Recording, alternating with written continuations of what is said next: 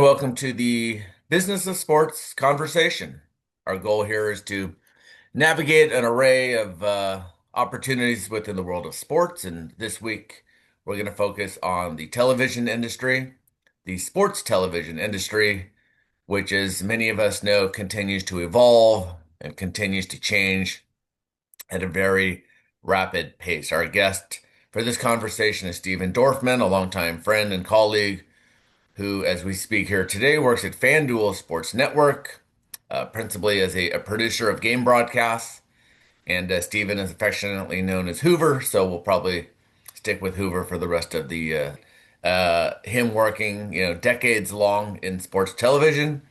Hoover is someone that we would call behind the camera, so to speak. So we'll talk a lot about those type of opportunities that exist because there's a lot of opportunities in the sports TV industry beyond what you see there on the screen with a play-by-play announcer, an analyst, a pregame show host, a sideline reporter, nonetheless. So, Stephen Hoover, thanks for taking the time. We appreciate it. Glad to be here. Let's kind of start first with the nickname. How did the nickname Hoover come about? That came about from my best friend at the time. I was 6 years old, and we used to call each other different names every day that had really no meaning behind them. And one day he called me Hoover, and he never stopped, and just called me Hoover, Hoover, Hoover, Hoover. At school, called me Hoover until like it caught on right away, and my teachers called me Hoover. I had Hoover on the back of my jersey in high school baseball. Everyone pretty much calls me Hoover except for my mom. She calls me Steven. That's it. So, as we talk here, you're in Southern California. I'm in Southern California. Is this where you grew up? I grew up in Southern California. My parents moved from Sacramento to Southern California, San Fernando Valley, when I was about 4 years old, and I've been here ever since. Would you call yourself a sports fan, from day one, so to speak? Did you maybe not follow sports? You mentioned, playing high school baseball there earlier. So I think it would be safe to say you probably grew up a rather large sports fan. I grew up a large sports fan. Yeah, that's accurate. Dodgers, Lakers, Kings were my teams growing up. I played like started with T-ball and AYSO soccer, and then when I got into uh, to high school, I transferred ditch soccer and started playing basketball, baseball, football, three-letter sports at my high school, Montclair Prep in Van Nuys, which is no longer in existence. It's now You Sierra know, Canyon. were there any classes maybe you took at the high school level, maybe the last year or two of high school that was geared toward any sort of journalism background, school newspaper? I doubt they would have had like a school, TV station or radio station obviously they didn't have any webcasts. No, we didn't have any webcasts, and we did have like a audio visual department that was really probably one or two guys that would film all the sporting events and really all the events, whether they were sporting events or not, to make um, videos and stuff for the end of the school year or whatever presentations. But the closest thing would be we did have a school newspaper that I worked on my senior year. Um, it was run by our basketball coach. I was got a great relationship with him, and it was a fun class. But at that point, I had no idea about sports television at all. Nothing. Do you find that I'm a huge proponent of writing, obviously, in the day and age we're in now with the technology there is, there's um, kind of different ways to cheat, I guess, to write. But um, how much writing do you do in your current position as a game producer? And do you think any of that, like school newspaper experience, so to speak, it helps in any way? I know it's a different type of writing. I think any writing experience would help, and so now I write. Pretty much on a game basis, I'll write a 25 to 30 second kind of copy to come on the air. It might include a little like kind of scene set tease. So I do that for every game, and then for bigger games, if we have a big tease that might be a minute long, that I'll write, and I'll write it to include maybe some sound bites or some video that I know we're going to use to cover the voiceover track. And the writing part is something now I sort of enjoy. I kind of look forward to it, but it that's probably relatively recent in the last 10 years. The first, I never liked writing in high school. Like when I was on the newspaper, I did the trivia uh, section. So it was like sports trivia kind of a thing. So didn't include a lot of writings per se. And then it was my least favorite subject in college. And at one point, I was a feature producer and had to write a feature every day. That was one of the biggest challenges, and I enjoyed it, but it was stressful. So walk us through college. Obviously, you make a decision at some point. You're off to college in some manner. What was what was your path? And looking back now, what were your goals for those 4 years? I wanted to get a degree. That was the goal in 4 years. I ended up going to UC San Diego and majoring in economics. Still had no idea um, that sports television was a career option. I didn't know anyone or didn't think I knew anyone in the business. Uh, so it just never, it wasn't like I watched sports TV all the time, but I didn't realize that it was a potential career for me. Um, I was still kind of trying to figure out what I wanted to do. I was thinking it was going to be maybe in business or finance, something along those lines. I also knew that my grandfather on my dad's side had started a construction company, a sewer storm drain water line construction company, and I knew there was a good possibility that I'd be asked to go work for them, which is what I ended up doing when I graduated college. So, looking back now, you had opportunities in a major market like San Diego. Obviously has a professional baseball team in the Padres, had an NFL team with the Chargers back then.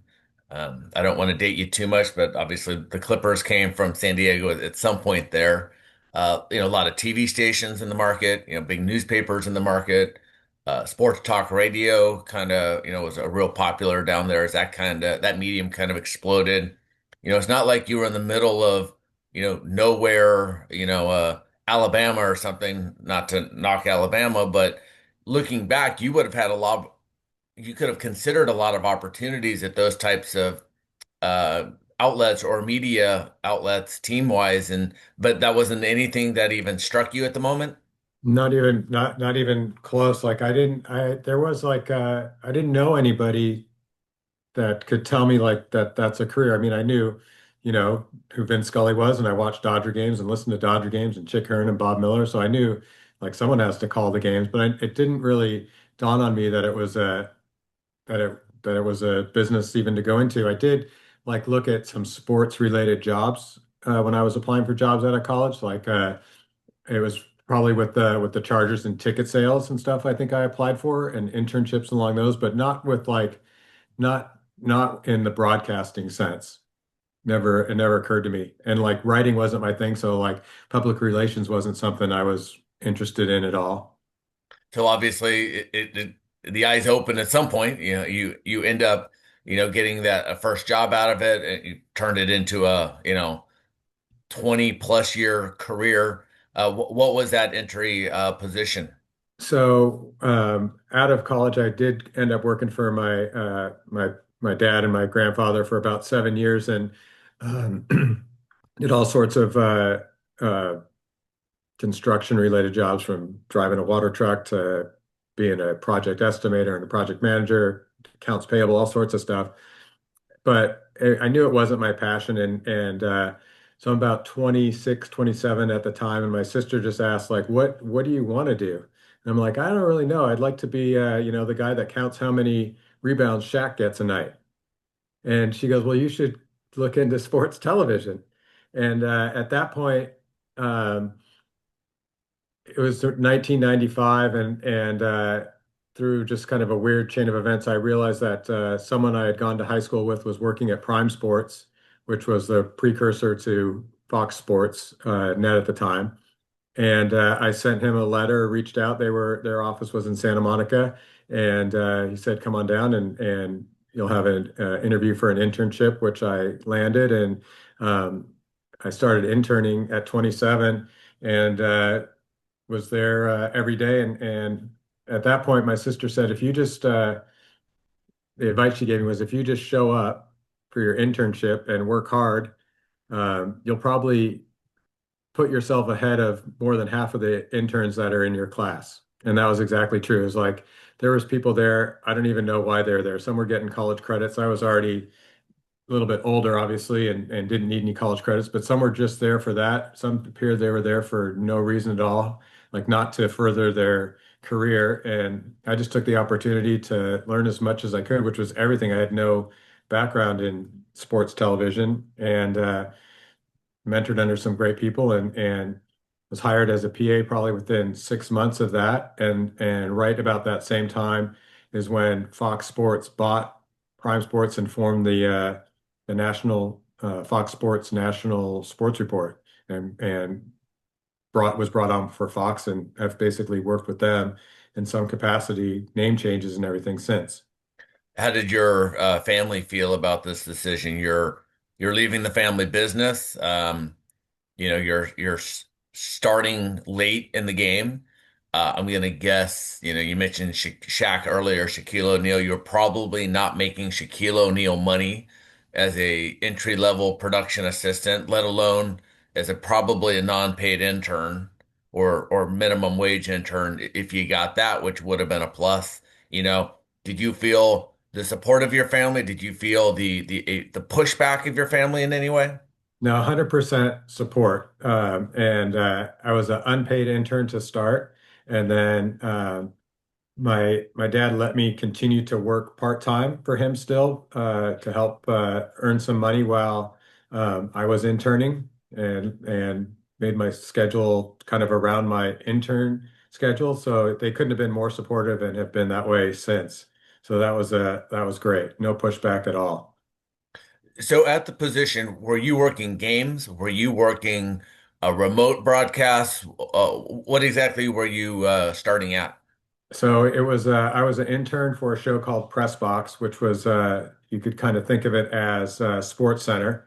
It was a nightly half-hour sports highlight show. Um, so as an intern, my job would be to come in around, I don't know, 1 o'clock or so on a if it was a weekday, and you would then everything was on digital, like on tapes.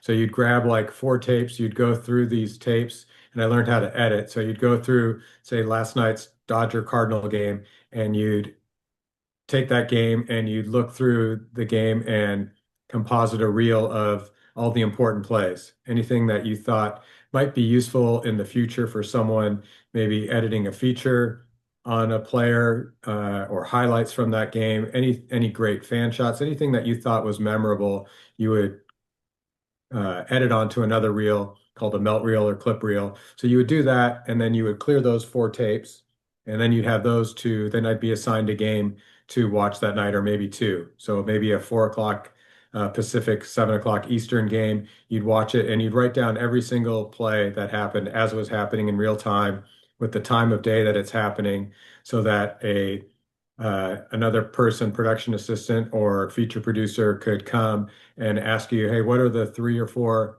most significant plays in this game? I got to cut a 30-second highlight." And then you would tell them that, and they'd go edit it. And eventually you learned how to edit yourself, and then you were cutting those highlights. In the show, the press box was live, correct? It was a live show. Yeah, it aired, I think maybe starting at 6 o'clock Eastern time, and it would be like every half hour until 11 o'clock at night. So you'd just be constantly updating highlights or stories throughout the night. Well, that was your first introduction to live television, Correct. which is different than non-live television. Everything you are doing leading up to a live broadcast is time sensitive, but not the time sensitive like live television. What any early impressions of live TV? Did you like it? Did it scare you? Just out of curiosity. Yeah, I'd say yes to both of those. I mean, the sense of live and the immediate deadline, and for like a show like Press Box or Sports Center where it's live every hour or every half hour, it's like you have a new deadline every half hour. So if you're trying to update a highlight and you want it to be as current as possible if the game's still in progress to reflect the current score, so you're editing up until the last second, and you have what's called a shot sheet, so a list of the plays for the host or announcer to read, so he knows what the plays are. So you're writing that, running the tape. It was people were stressed out, like, and tempers would flare when things weren't going right or they make a mistake and they're trying to fix it and the deadline's coming up and tapes people are throwing stuff and screaming and then yelling at you like, why isn't this ready? Or and then like 2 minutes later, it's like everyone's calmed down and then it kind of cycles up again as the next show approaches. So the average viewer, whether you're watching the press box, which is a show that doesn't exist anymore, or Sports Center, which I'm sure most of us are more familiar with on ESPN, currently has been a staple of ESPN programming for years, are only familiar with the people on camera. I remember the press box, and I could probably rattle off some of those names now.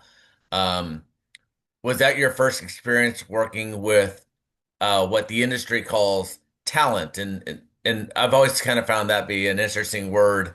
Correct me if I'm wrong, but anyone who appears on camera is someone who's referred to in the news industry is is talent, whether they're very talented or not. They are talent, and what would the everybody else be considered? Production Yeah, the talent and then the production crew, I guess is how you'd refer to them.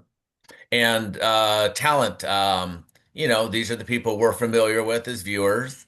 Um, some of them, like anything, some of them are easy to work with, some of them are not, and some of them, have egos. What were your initial impressions of, did anything kind of scare you off or impress you? Because I guess one of the other things is a lot of people who are interested in this industry think they want to go in as talent, and then a lot of them, for whatever reason, reverse course. Um, I mean, the talent can be intimidating, especially to someone new in television, young person coming in. They're probably the highest paid people. They're the face of whatever show you're doing.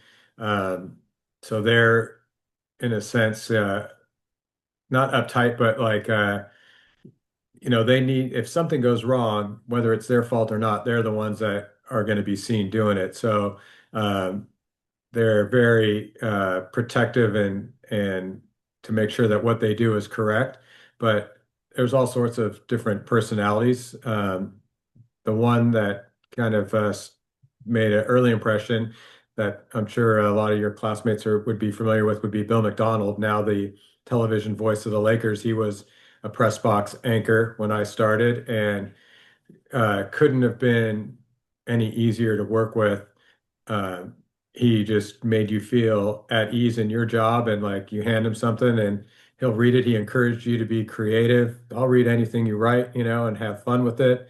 Um, and had your back. Like if something went wrong that was your fault, he would hold you accountable for it. But if he made a mistake, he wasn't gonna, try and turn it on you and throw you under the bus. And it's just easy going. Couldn't have been more fun to work with. And there's no one answer to this, but I think a lot of people assume the talent is doing a lot of the writing. Obviously, by and large, they're working off teleprompters. And again, we're talking probably more people in studio as opposed to people out on the field covering an assignment. But, how would you say, based off of your experience, how much writing does the talent do? And maybe how much do they not do? I think that they do the majority of it, I would say, and it kind of depends too on the talent. Some love to write, I think, more than others. Some feel that they can just ad lib pretty well and feel comfortable doing that in situations, whether it's an on-camera lead to set up a game or a news story about someone who's, a trade that went down or a contract extension. Um, like in my experience, the producer would write a lot of it, at least go in and set an outline for it, and then the talent may come in and then put it in their own words or tweak it. And then there's others that Keith Oberman, for example, if your audience is familiar with them, he wrote every single thing pretty much that he said on the air, whether it was an on-camera lead into a story or a 10-second VO going to break. He would write that himself and he would look at the video ahead of time and spend hours more than I saw any other talent do in preparation for. He didn't want to be surprised by anything and see everything, and maybe it would spark something creative for him to refer to. And another kind of dovetail off of that is you're if you're writing for someone, you need it, like you said, you need to think of it coming from their voice. Exactly. Yeah, that was And yeah, sorry to interrupt. no, The and I learned that pretty quickly. Like I could, I mean, some of my prouder moments was times working on Fox Sports News with Keith Olbermann and writing something that he read. Like I would still, like I said, he would write everything that he read, but I would put stuff in there as suggestions sometimes, just to kind of let him know what it was, and then he'd go look at the video and maybe tweak it. But I learned how like what his style was. And now for the Kings, like if I'm working with John Kelly, I kind of know his pacing and his style. And when it was Bob Miller, his pacing and his style. Same with Nick Nixon. Like so, you learn what different people are comfortable their style, the words they kind of use, and then you can try to write in their style so that they're when they go to read it, they're comfortable reading it. and writing in television in and of itself is its own unique style. You could pull, someone who's written 500 books or, is an award-winning columnist with the New York Times, but that's different than television writing. It's kind of like anything else. You need to watch a lot of Sports Center to then write for Sports Center. It's quick. It's peppy. It's sports. It's fun, and that in and of itself can be a little bit of a challenge for even the strongest writer.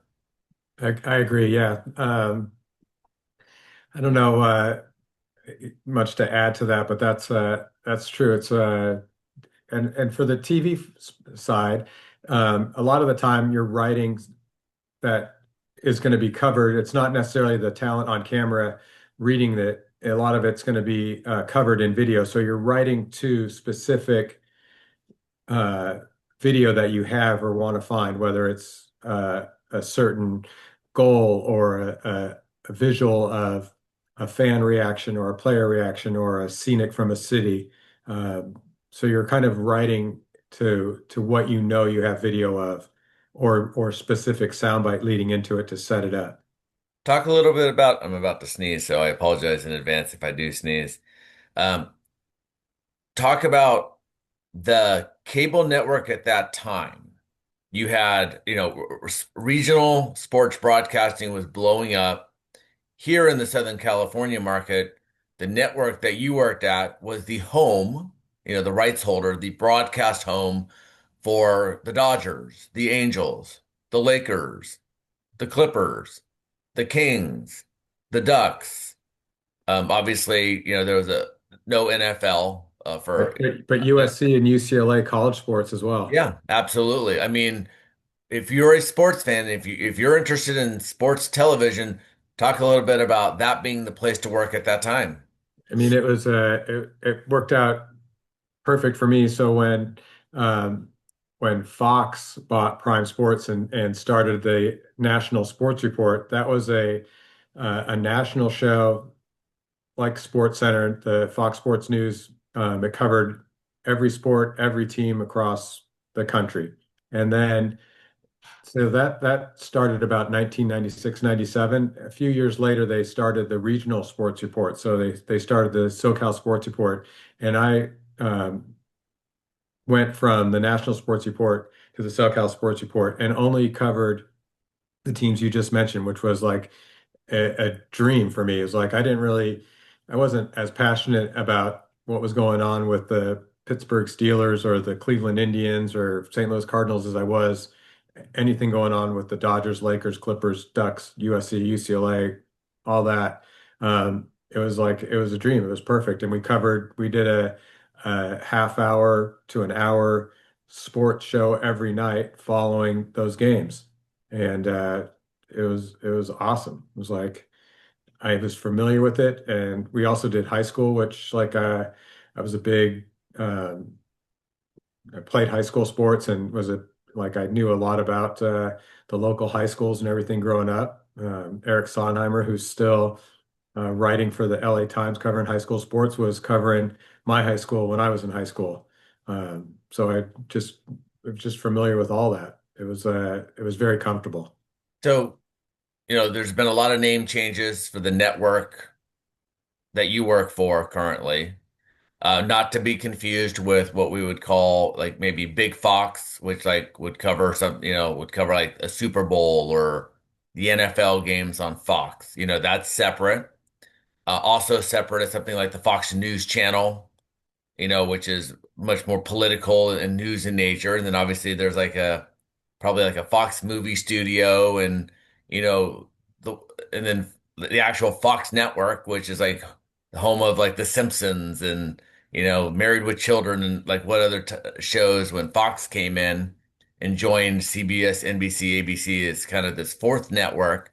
So you are very specific to now a regional sports network called Prime Ticket, called Prime Sports, Fox Sports Net, Fox Sports West, Bally Sports West, and as we speak here now, FanDuel Sports West or FanDuel Sports Network. So the network is still there, cable.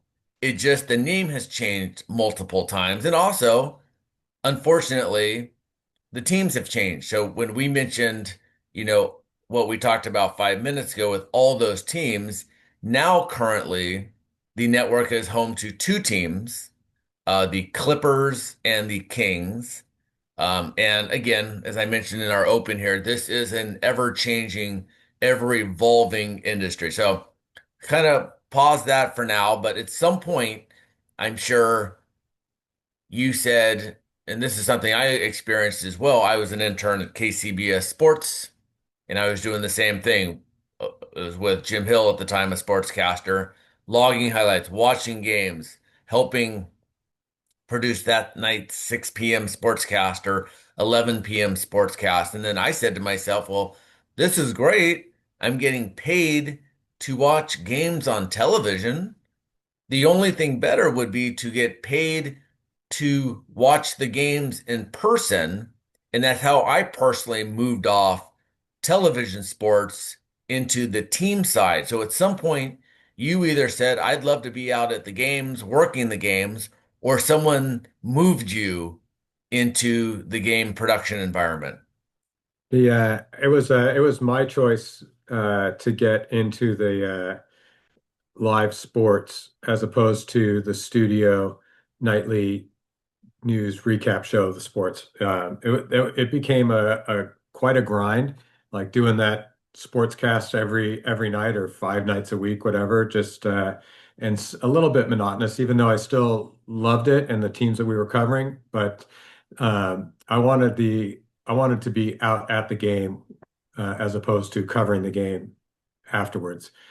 So the first opportunity I got for doing that would have been um, producing high school football games, like the high school football game of the week, which was an amazing experience. It's kind of um, the way we treated it at the time was a chance for people working the live events to kind of learn. That was like a entry level, so to speak, live event. It was still a huge show the way we did it, but we had 5 cameras, and the camera guys were relatively new, learning how to become camera guys. Everyone was kind of new at their position, and all the way from the crew to the engineers on the truck were new at their job. Like everyone was kind of in a learning position, and which made it super challenging to produce because everyone's kind of learning and things are always going wrong, and you still want it to look like the Super Bowl every week, even though it's a high school football game. So that was a great experience learning that. And then about the same time, I was given the opportunity to produce the Dodgers pregame show out at site from the truck, which was again just I mean it's live and a little bit of a grind like a nightly news show, but in a different sense, and you're there at the event and get to kind of experience that energy of it. So was that initially home games only? Initially, it was home games only, and then so that was probably started about 2005, and probably within 3 years, it started to travel with the team to do uh, pre and post games on the road as well. So let's start with the first job. Now you're heading to Dodger Stadium for every home game. Let's take a step back here for the class and for the viewers, right? So let's say the Dodger game started at 7 p.m. It was on your network. Let's just say it was called Fox Sports West at the time. They're going to have the game from 7 till the last game. Before the show, they're going to have either a 30 or 60-minute pregame show. After the game ends, they're immediately going to go to a post-game show. So we take a 3-hour baseball game and now turn it into a 5-hour broadcast, give or take. Let's start with like a pregame show first. If we were to all sit down and watch one together, you probably have talent talking, a host. You might have the manager or a player come on as a guest at some point. And you also might have like a features package that's been produced and ready to go. So first off, kind of just lay out, what did I miss there of a 30 or 60 minute quote unquote Dodgers pregame show? So, as the producer for the Dodgers pregame show, it was a half hour less, and it was divided into four segments with a commercial break in between each segment. So you ended up with about 22 minutes, say, of content. So then I knew I had four segments and 22 minutes of content to work with. And then I would try to prioritize what are the uh, biggest stories that we want to cover, storylines, and that we need to get in. So, and working in the talent, like you said, or maybe I knew I had a feature, something that was maybe something that might have been required by either sales or something to get in or whatever. So just start mapping out like where everything's going to go.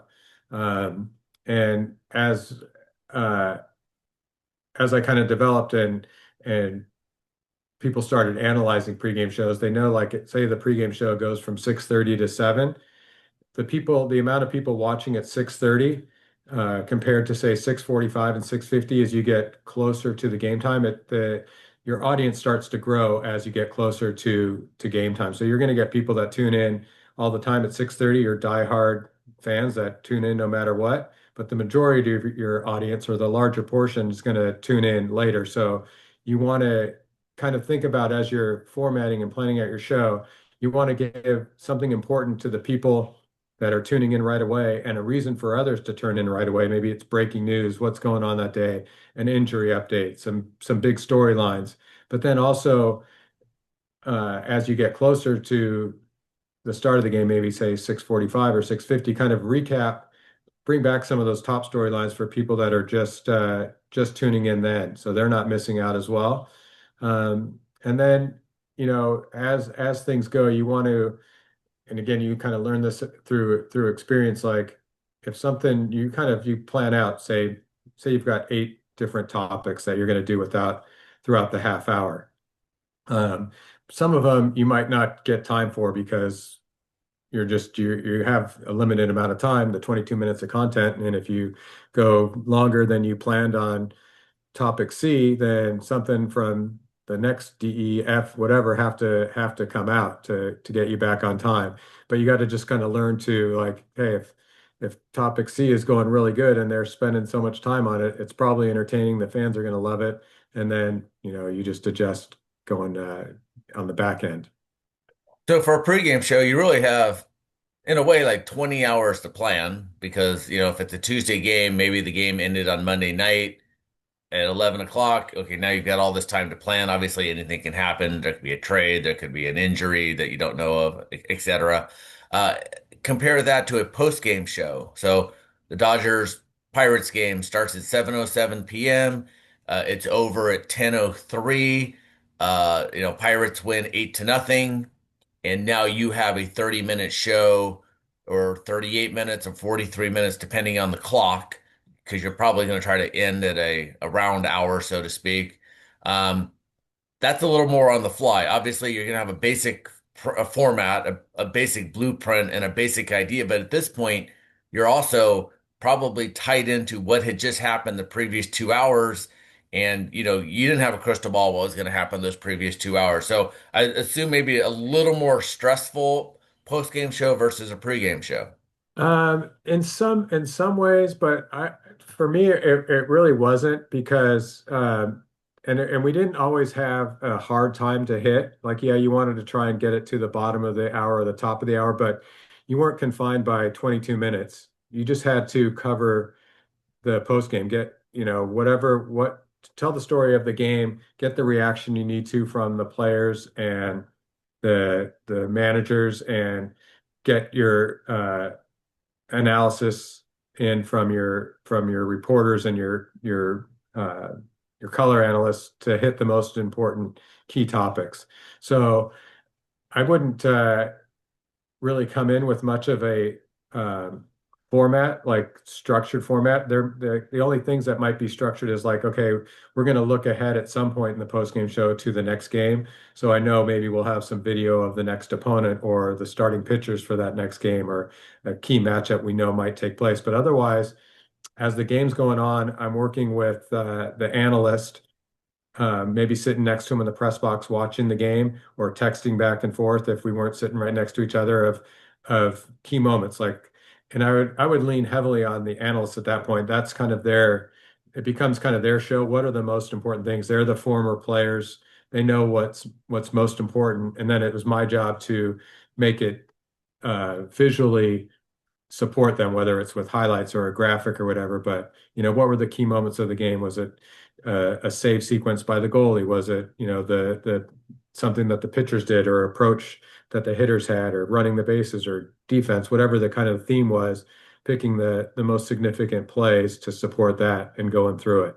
So it's just kind of like a blank slate and just kind of prioritizing, making a list of the most important things and then readjusting that list as the game went on. Something that seemed like it was going to be super important in the first half of the game maybe is no longer significant, and everything that's important happened in the last two innings of the game or the last 10 minutes of the third period. So you talked about earlier, production crew, production truck. So I'm going to ask you to kind of paint a picture of that. A lot of jobs out there. How many people are at a given game? I think the average viewer, okay, I'm going to turn on that game that we just talked about, and I see there's a color commentator, there's a play-by-play person. The color commentator is usually a former athlete. The play-by-play announcer is the one who does the most speaking. They might throw it to a sideline reporter, and then obviously what else? Well, obviously there's some sort of camera operator there because, they're on camera. Okay, so that's three broadcast jobs. Maybe there's a pregame show and a postgame person, talent. So that's five broadcasting jobs. But there's a lot more that goes into that. So kind of tell us, those are generally the people in the stadium. And then who did I miss who's in the stadium, and how many other types of people are there working in the quote unquote the truck? So in the stadium, there's probably another 5 to 10 camera people, depending on the size of the event. And then there's 3 to 5 utilities, which assist the camera people, helping set up and tear down their cameras. And maybe if they're a roving camera, helping them with the cables. And then there's maybe 3 or 4 audio assistants that are usually near wherever the talent are, so that if they have any problems with their microphones, they're there to assist that. And then there might be 1 or 2 or 3 stage managers, which work closely with the talent again to make sure that booth or area where they're working looks professional and that they have everything they need, whether it's water or making sure their tie's straight, if they have cards or anything that they need to read for sponsors, that they have all that information. So that's probably the majority of the people in the stadium. And then within the truck, there's a head audio mixer that's taking all the microphones from the talent plus all the microphones to capture the sounds of the game that they're mixing. There's probably one or two people doing graphics. So your score bug that you see on the screen is one person. Another person is typing up any kind of other graphics, player names, stats that you would see, and someone assisting them. So that's like three people kind of doing graphics and the score. There's a producer, there's a director who's taking what the producer's vision is and putting that on the screen, and a technical director that's taking the producer and the director's vision and punching the uh, the keys that actually get those cameras on the air for the viewer to see. And then there's I'll call them tape people that are recording all the cameras and building all your highlight packages and playing back everything that is not happening live. And there might be four or five of those people as well. Um, So, so for a given game, how many what are we talking, like 50 to 60 people for a yeah, for a I'd say like about 50. wow. And that includes some, engineers and um, truck drivers that are bringing the trucks there and things like that. And, and, And again and to runners, dr PAs. drill in, this is literally a production truck that is on the premises. It's like it's in the parking lot at Dodger Stadium. Again, using that as an example. Yeah, it's in Lot P is where it used to be at Dodger Stadium. It's still probably there. And there's two or three production trucks at every game. There's one for the home team and usually one for the visiting team that's doing their own broadcast as well. Yeah, I was gonna say, so, that's, in this instance, we kind of go back to the business of sports. The Dodgers, again, using the Dodgers as an example, they're no longer on your network, but we'll just kind of stick and stay there. Um, they're paying, they're like, they're a partner of the broadcast, right? This isn't like the NFL where every game's a national broadcast. There's no home, quote unquote, home broadcast. There's no home team announcers. If you look at, maybe the Dodgers are on the ESPN Game of the Week, or they're on Apple TV on a Friday night. Those are quote unquote neutral announcers who are there, kind of calling it 50-50 to both sides. They don't, they're not a partner of the team. So kind of explain how this works with like the Dodgers and the network, how they become a partnership. And then obviously kind of what goes with that is, each partner wants to be a good partner to one another. But, when one partner is maybe on a 13 game losing streak, it gets a little more challenging as opposed to when a partner is on a 13 game winning streak and winning multiple World Series in a row. Yeah, so I won't talk specifically to the Dodgers, Yep. but I guess more familiar recently would be the Kings or Angels. But you're like you mentioned the team partner, so you're doing a Kings telecast, but we don't like our philosophy is from FanDuel and when it was Fox and Valley and all that is like we still want to present an honest broadcast and with a Kings slant, but if the Kings aren't playing well, we don't want to sugarcoat that necessarily, but we're not going to pile on necessarily, but we want it to be true to what the team's doing.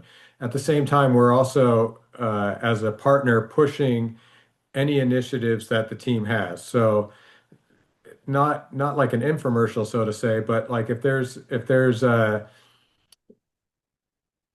things that the team wants us to promote or cover, then we're going to do our best to work that into every broadcast to make it entertaining, informative, and also push the initiatives of the team. Uh, the here and now. So we talked about the Kings, and then I want to transition in more into your current role there. And then the Clippers are still on the network. The Angels have recently left. The Ducks have recently left.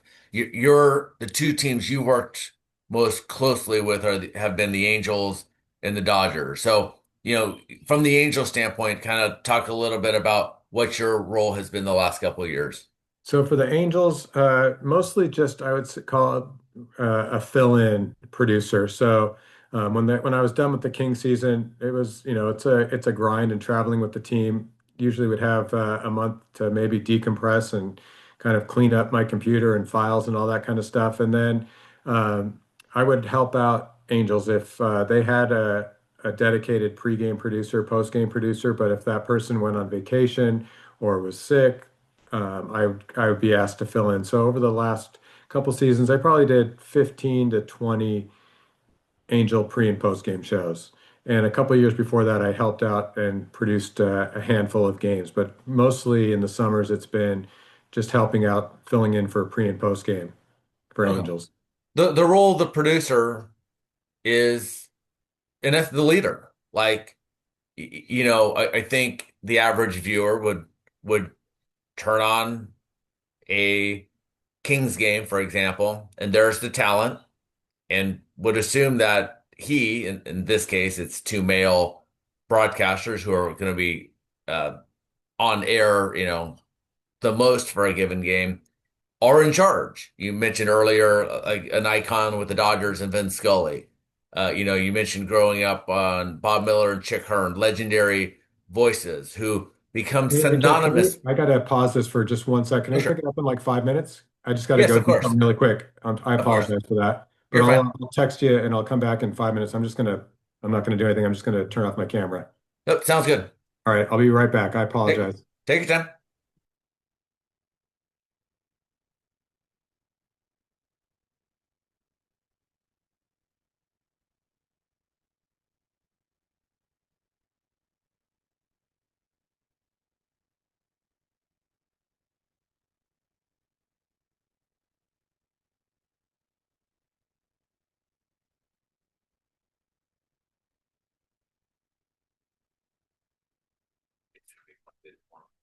And email it to me, comma, and let me know where I send it, question mark.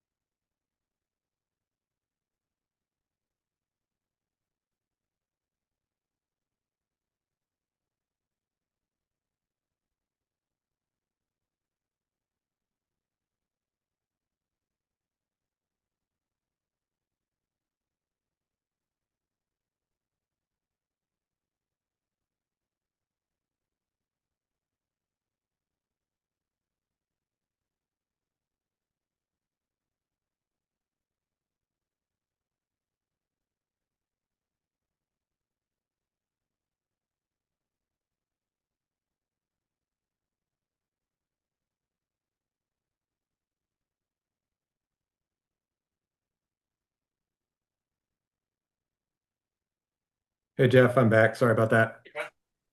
I'm just going to start with the producer's in charge question.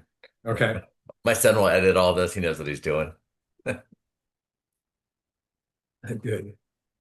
So you're the producer of a broadcast. I think the average viewer turns on a Kings game, for instance, an Angels game, a Clippers game, as we talked about, sees the two broadcasters who are on camera. They're wearing nice suits.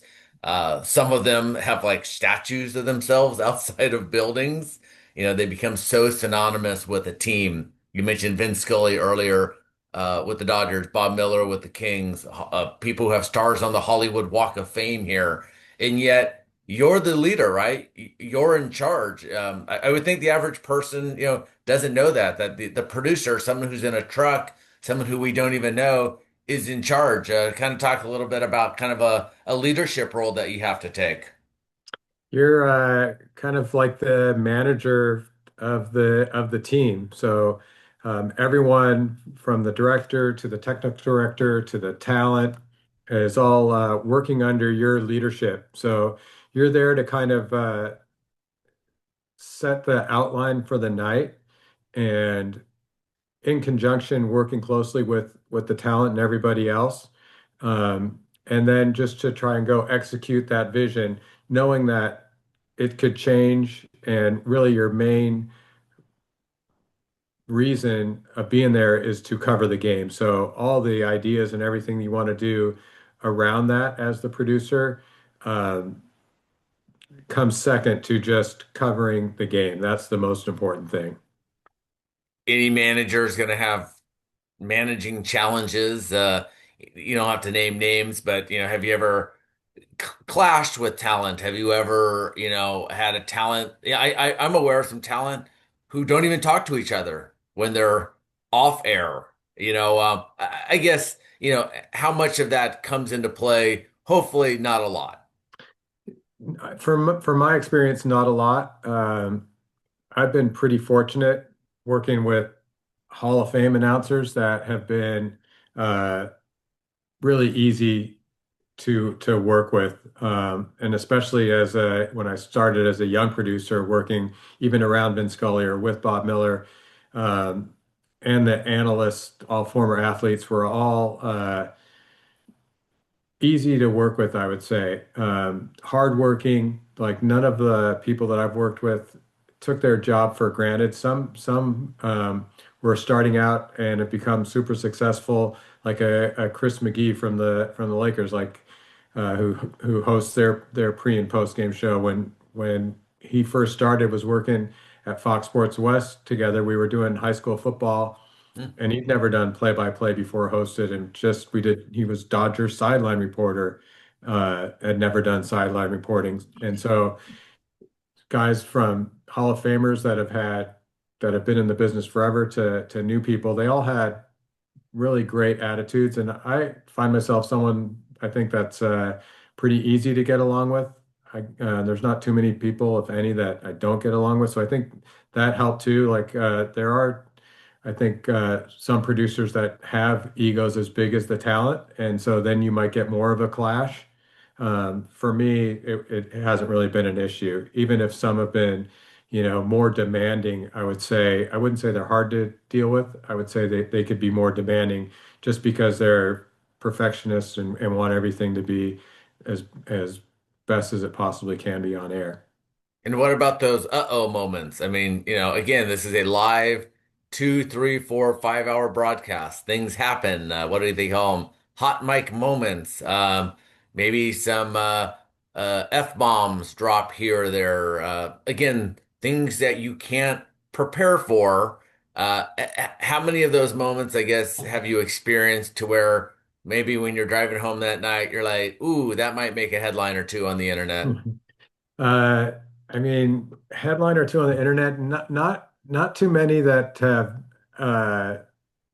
in a negative way, I'd say. I mean, I remember just one like I think in an early telecast of a Kings game, there was a typo on Gretzky's name. Mm. And now, like with the way the internet is, like it could be up there for half a second before it's corrected, but that half a second has been captured and lives forever and can be like, these guys don't know, what they're doing. Look at how they spelled, Gretzky's name or whatever. Um, but there's stuff that happens every game where I go, you just kind of you just revisit it. I revisit it in my head, just going, what could I have done different, or did I do that? Did I make the best possible decision? Because it is live, so you're deciding, you're prioritizing things, whether it's a replay sequence or not to show something or to show something, or how many times do you show it, or what angle do you choose to show? So I'll kind of relive that in my head, and as part of my kind of performance review for each game, I'll run through that, and I'll also what I really like to do. Um, Now there's two telecasts for most games, right? There's the home telecast and the visiting telecast. So I may go back and just watch how the other show presented the exact same moment, whether it's a controversial video review or an injury or a goal, and listen to how the broadcasters, their home teams. So like we talked about being team partners, there might be a play that we're analyzing from the Kings' perspective, and the other show is analyzing it from their team's perspective, and they're complete opposites on. They have completely different perspectives that they're portraying for the exact same play. So that's interesting. And last question before we end on your current role with the Kings. I mean, you just have to watch games differently than everybody else now. I mean, that's just something that comes with the territory. Like if you just were to casually turn on the Yankees Orioles game tonight and it's being broadcasted by the Orioles team of broadcasters, I'm sure you just can't even help yourself. You're listening to what they're saying. You're looking at how things are framed. You're looking at camera two, camera five, camera two, camera five. I mean, that's just natural, I'm sure, for anyone. If you make dresses, you probably shop differently, but is it something that kind of just I don't want to say bothers you. You never look, we're all fans, right? That's what we find appealing about working in this industry, but you also do kind of lose a little fandom if that's actually a word. Again, do you just watch it differently and you just can't help yourself? I think, yeah, I watch it differently and I can't help myself, but it doesn't take away the enjoyment of it. But it's still, I just, I watch it a little differently, just like um, kind of anticipating what's going to be next based on what I might do in that same situation if I was producing the game, whether it's like, are they going to show this? Are they going to talk about that? How are they going to present it? So I'm kind of watching it as a fan, as a producer, like predicting what they may do, and also as like a producer going, oh, they did that. That's pretty cool. I didn't really think about that. I'm going to try that when I get the opportunity in my next game. And speaking of trying that, at some point you joined the LA Kings broadcast as a producer. What year was that? The 2009-10 season was my Okay. first with the Kings. And feel free to speak frankly. How much hockey knowledge did you have? How much hockey broadcasting had you worked on, or did you just kind of I know you said, following the team growing up here in the area, so it wasn't completely foreign to you. But again, this is generally what one would call a non-traditional sport in a non-traditional or market, even though the team's been in Los Angeles since the mid 60s, at least maybe because of the warm weather, it's not associated with being a hockey market. Again, though there are two NHL teams here and minor league teams in the area as well. But I guess upon taking the position, how comfortable were you day one compared to where you are now? I mean, uh, I would say I was comfortable day one, but like compared to where I am now, there was like I wasn't comfortable at all day one. Um, I had it was the first opportunity to produce live games, professional live games. Like I'd done high school football, like we said, a live game. I'd done some arena football, I think, at that point. Still a professional sport, but didn't, it wasn't. It was one game a week. So when I was doing the Dodgers pre and post and the high school football, I loved that. I wanted to get away from pre and post to do kind of like how I wanted to get away from the studio show to be in the truck. I wanted to get away from the pre and post to do the game.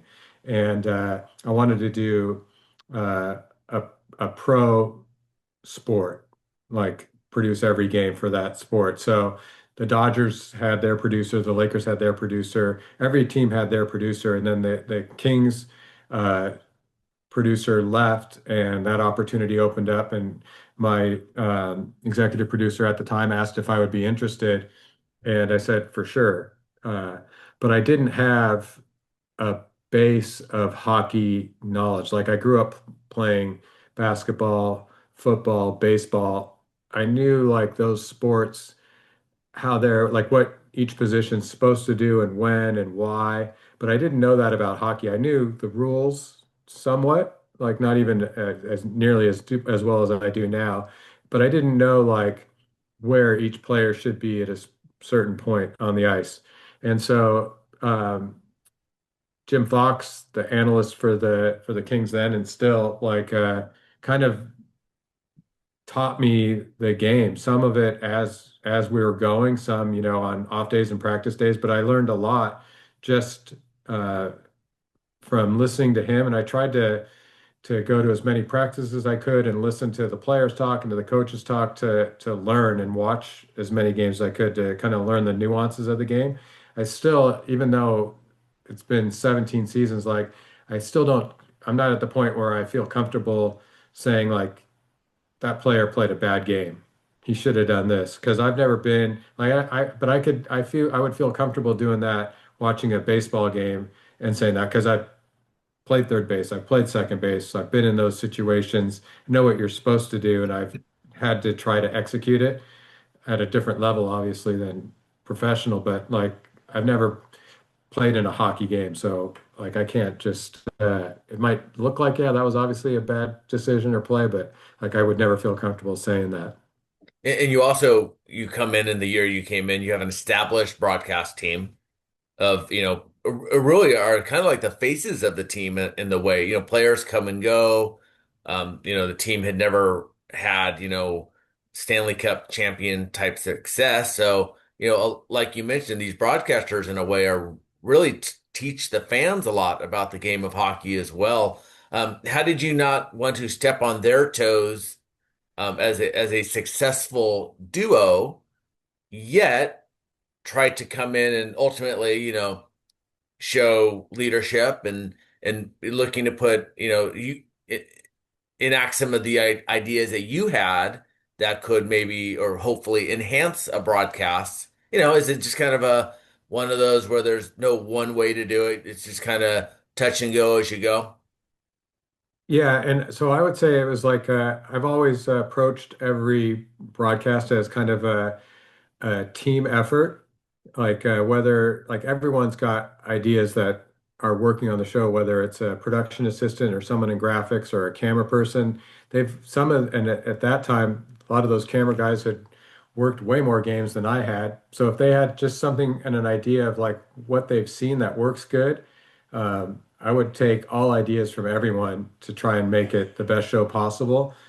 As far as like the face of the organization with Bob and Jim and your TV personalities, I wasn't worried about stepping on their toes. Like they had more experience at that point. They were the experts when it came to the team and uh, the message that we're trying to get across or what was important analytically to the game. But like I felt where I could add something was, okay, how can I support it maybe differently or I don't want to say better because it wasn't bad before I got there, but in a different way, or technology's changed where the cameras are better, just visually it looks better. But how can I take what we want the message to be and make it better? Whether that's maybe we're we're talking about too many topics, and let's just narrow the amount of topics we're talking, but expand the depth about the topics we're talking about. So we're not covering three topics kind of just on the surface, but we're covering one and a half topics or two topics pretty in depth, and we get more out of it that way, or visually, or graphically, or more creatively that way. So that's where I thought like the value that I brought then. And last two questions. When the hockey schedule comes out every summer, that's 82 games plus approximately eight preseason games, plus, hopefully for the team's sake, playoff hockey. Um, so that's and out of the 82 regular season games, you're probably going to be in charge of approximately 73 broadcasts. Approximately 10 broadcasts are not broadcasted by your network. They're national games, and you don't have a hand in that. So how is it weird for you to kind of like be handed a calendar by someone else and say, okay, these are your next 8 months? And oh, well, but that's my wife's birthday, or oh, I'm gonna be spending Thanksgiving in um St. Louis, Missouri. Um and oh, my daughter's graduating, from high school on a given day. So is that just what goes into this profession? That's what goes into this profession. I learned that back when I was an intern that, your sports TV doesn't have holidays. There's games every day, 365 days a year, pretty much. And so you're going to be expected to work those days, whether it's long nights or early mornings or, your anniversary or son's birthday. So that was hard. And fortunately, um, my wife and kids were supportive of that and I think understood it. And we try to make up for it on celebrate a birthday or a holiday a different day. But that's that you kind of go into this job knowing that you're sacrificing a lot of the life experiences. So, I mean, that's something too that you maybe get better at as you go along, the work-life balance. But it's hard, like whether it's vacation times or holidays or significant life events. Um, I think And things are changing. finally, Like, yeah, go ahead. as we look ahead, you take out your crystal ball here. I mentioned in the open, this is a ever-changing industry. This is one that's evolving daily, and nobody knows for sure what's happening, but you read and you hear about cord cutters, and obviously streaming is becoming more and more and more.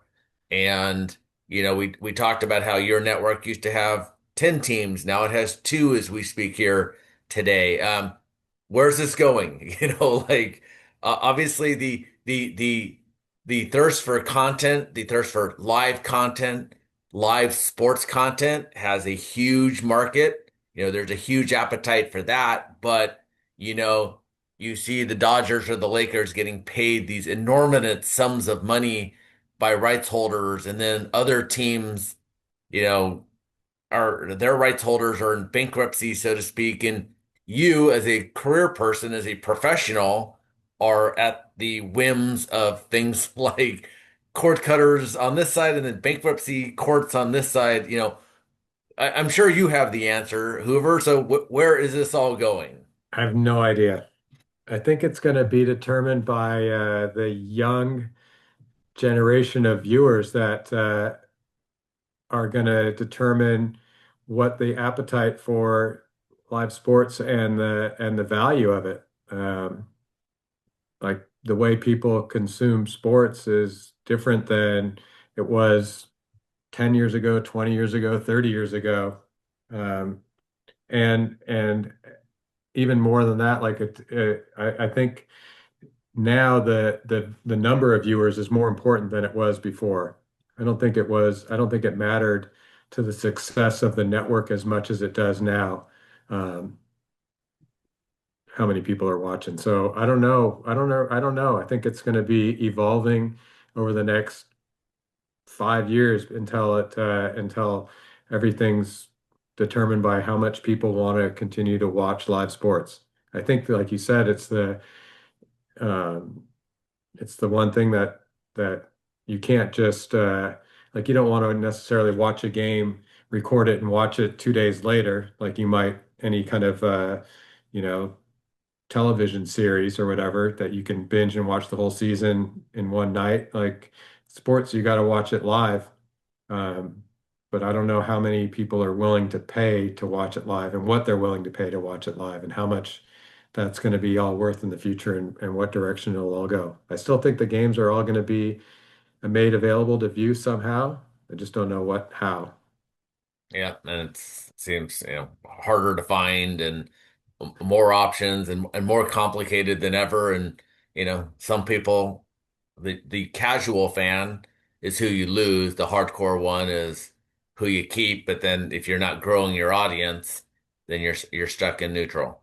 Yeah, I think that's the challenge for your class is to figure out how to make the games easily accessible for everyone to find and at a cost that is non-prohibitive for the viewer and also profitable for the owner of those telecasts.